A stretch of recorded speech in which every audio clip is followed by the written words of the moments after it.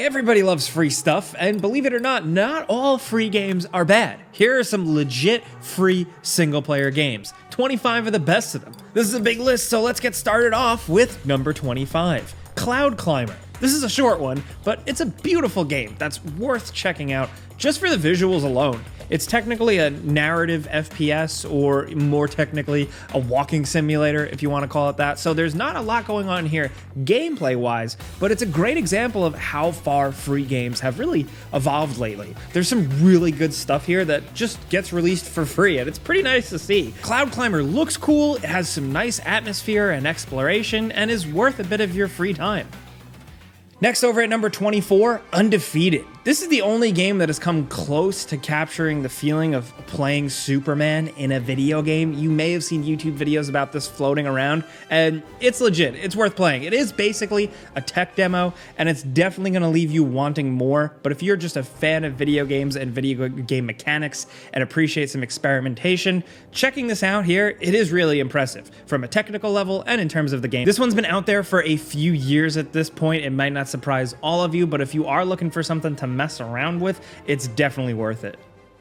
Now at number 23, of course, we can't mention great free games without at least bringing up Path of Exile. It requires an account setup and an online connection, but really, this is a game that you can play by yourself for the entire duration. It's basically a modern Diablo 2 with a seriously in-depth skill tree that requires like a mathematics degree to really, truly, deeply understand. It's been going strong for a few years now, so it's got tons of content at this point. Like, you just jump in and you get a lot. So if you like dark fantasy action RPGs, it's really a no-brainer.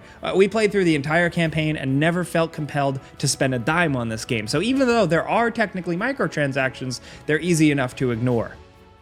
Now over at number 22, we're going to talk Deltarune Chapters 1 and 2. Because, I mean, technically, this is more like a demo than a full game, but at least right now, the final version of Deltarune is still a ways off. This semi-sequel slash side story to the critically acclaimed Undertale now has 2 full chapters available to play for free that have been slowly rolling out. And really, they're worth checking out if you like your RPGs quirky, or more importantly, if like you were a big, huge fan of Undertale. The most surprising thing is the amount of content you're getting for free. Just these 2 chapters are technically longer than a single playthrough of the original Undertale. So what's here is pretty substantial. Now, the next 3 chapters are apparently going to cost actual money, but chapters 1 and 2 are gonna stay free, and they're definitely enjoyable and worth checking out. Now over at number 21, along with Path of Exile, Genshin Impact is probably the most feature-complete game you're gonna see on this list. It's like a mashup of Breath of the Wild and a JRPG that includes some gacha video game elements. Now, you probably know what we mean here.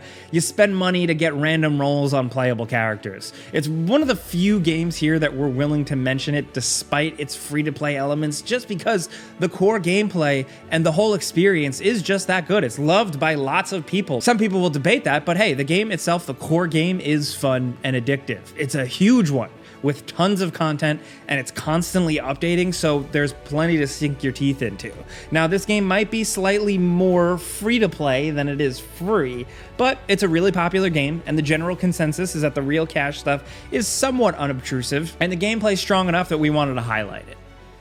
Now next, over at number 20, let's talk Dr. Langeskov, the Tiger, and the Terribly Cursed Emerald, a whirlwind heist. Yes, that's actually what this game is called. It's another short one, but it's a good one, especially for PC players. It's been received very highly on Steam for many years now. It is partially created by the guy who made the Stanley Parable, which is awesome. So the premise of this game is that you play as a master thief in some kind of adventure game, but things really quickly go off the rails and get a little bit more experimental. So if you have played or seen Stanley Parable, then you probably know what to expect. But if you haven't, then just like buckle up, go in completely blind, because it's worth experiencing.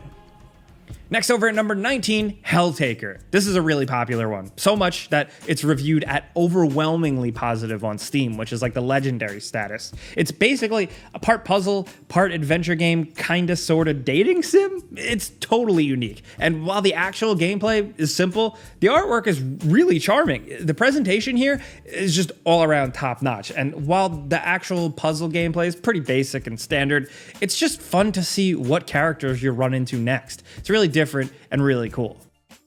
And next at number 18, Cry of Fear. Originally a mod for Half-Life, you can now play this horror game for free as a standalone release on Steam. It even comes with like a bunch of bonus campaigns and stuff along with the base game, so there is a lot of content here. When it first came out, this was one of the most ambitious horror mods out there, and in a lot of ways it still holds up as long as you're okay with some old school shooter controls. Just beware, this one can actually be really creepy when it wants to be. It's really good to play with the lights off.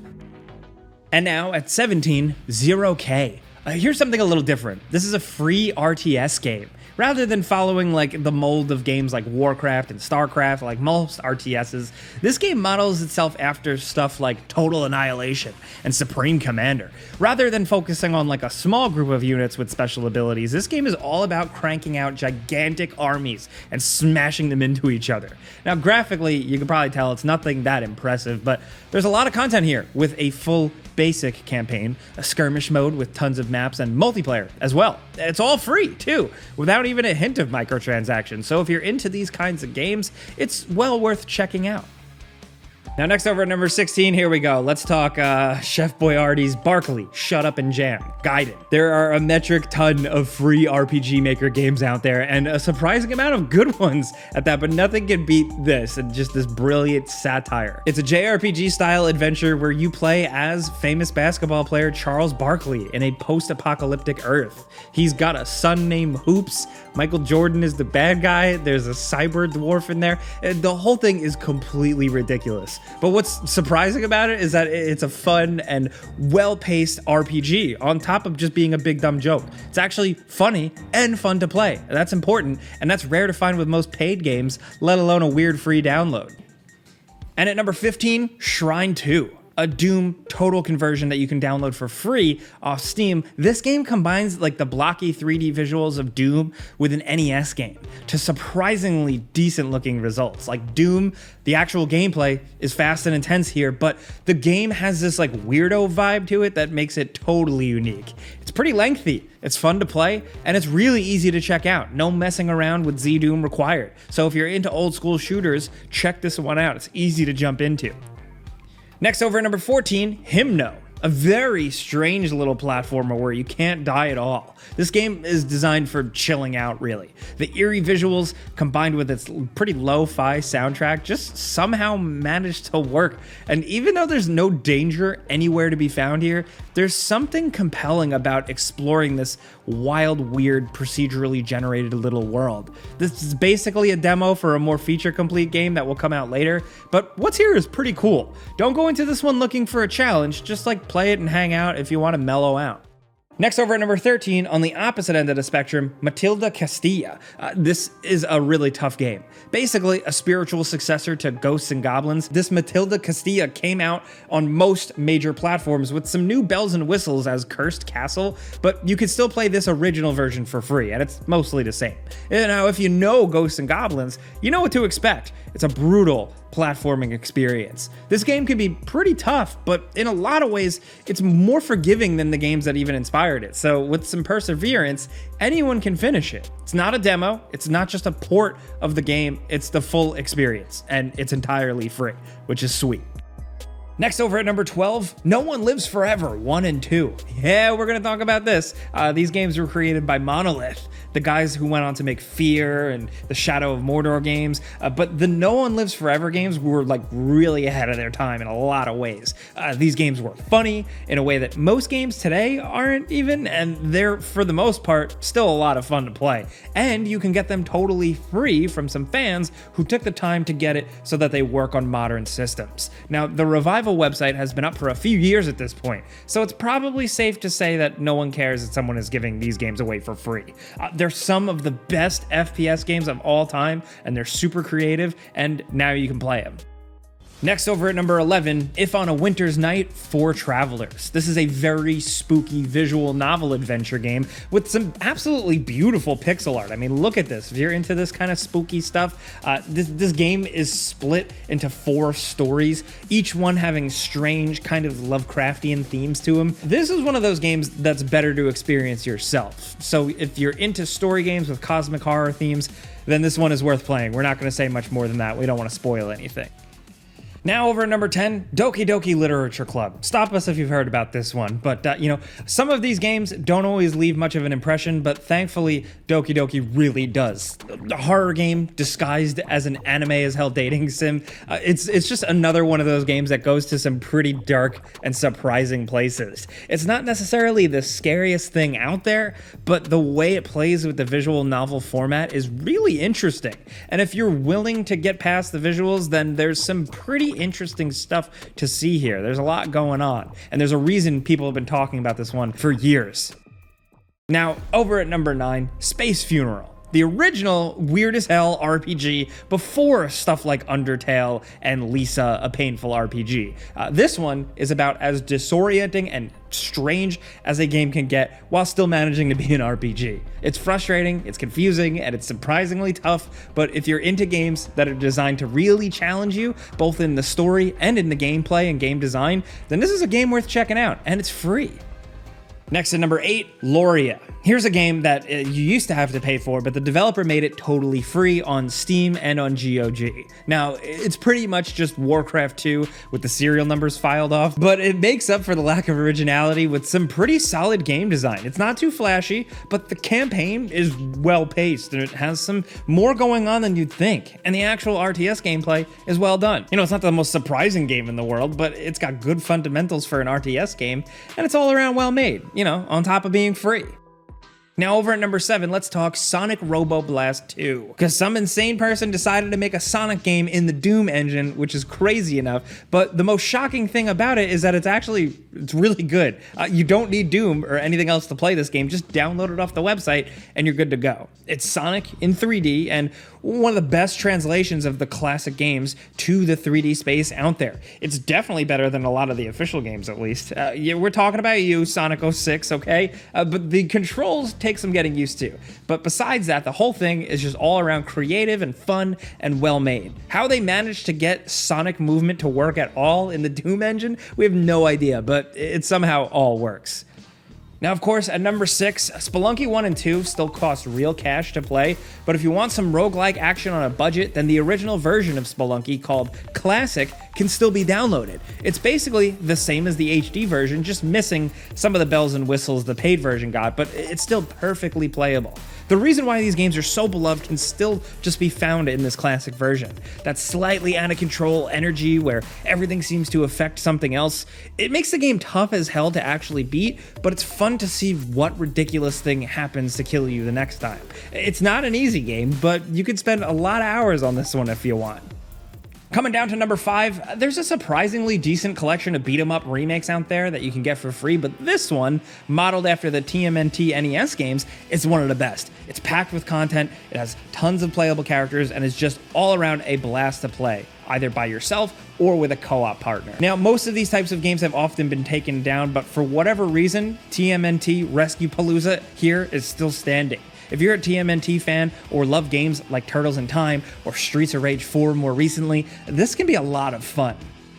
Now down to number 4, La Mulana. One of the biggest, most mysterious, and best freeware games out there. The easiest way to describe this is that it's like a Metroid game with an Indiana Jones theme and MSX graphics. Now, by today's standards, that can be pretty crude to play for some people, but if you like a good challenge and some very difficult puzzles, there's a lot of game here to get into. This game was remade from the ground up and sold for real cash, but the original version can still be found online. It's pretty intimidating to get into at first because it basically explains nothing about how you actually play it, but it's one of the most unusual and unique games out there, on top of just having a lot of bosses and cool areas to explore. This one is preserved in gaming history and we think you should check it out.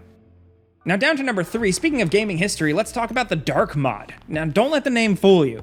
This game started out as a mod for Doom 3, but now it's a totally standalone game that you can easily get off the developer's website. It was inspired by Thief, the Dark Project, and it's a medieval fantasy stealth game where you break into places and rob them blind, pretty much like the Thief games. The base download comes with a ton of maps in varying quality, but the best maps for this game can rival some of the best levels in any stealth game of this style.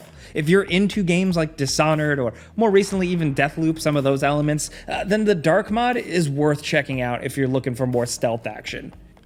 Now down to number 2, we're going to mention another Metroid 2 remake, aka AM2R. Now this one is a bit of a cheat because this game was taken down by Nintendo, but it's not hard to find online with a simple Google search. Another Metroid 2 remake, called that because there were multiple fan Metroid 2 remakes being worked on in the past, is legitimately one of the best Metroid games ever made. Even though it's basically just a fan game rather than a real release, it's a really well-made and designed Metroid action game that feels totally complete. Hell, some people actually prefer this game to the official Nintendo Metroid 2 remake.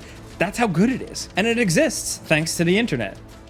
Now we've made it to the end at number 1 with Cave Story. Now we had to include the GOAT of all freeware games on this list. Cave Story has come out pretty much on every system under the sun now, but if you look for it, you can still get the original version of the game for free online. And if you haven't played it and you like side-scrolling action games, then you really should. There's no one thing that makes this game great. It's a lot of things. It's the story combined with the fluid gameplay and the charming artwork. It's why people love it. It's just all around really solid. And back when it came out, the very idea of an indie game was still mostly unknown to people. So even though this game is pretty old at this point, it's still a lot of fun to play. But there you have it. Those are 25 fun, free single-player games. Most of them totally legit, all of them really awesome and fun, and there's something for everybody here. So we want to hear from you guys in the comments what free single-player games you're playing. There are tons of examples out there, and we'd love for you to let us know, and also, of course, share with other people watching. But if you enjoyed this video, maybe we helped you out, click the like button. That really helps us out. That's all we need, and we appreciate it. And if you're new, consider subscribing and maybe hitting that notification bell because we put out videos every single day. But as always, thanks for watching, and we'll see you guys next time.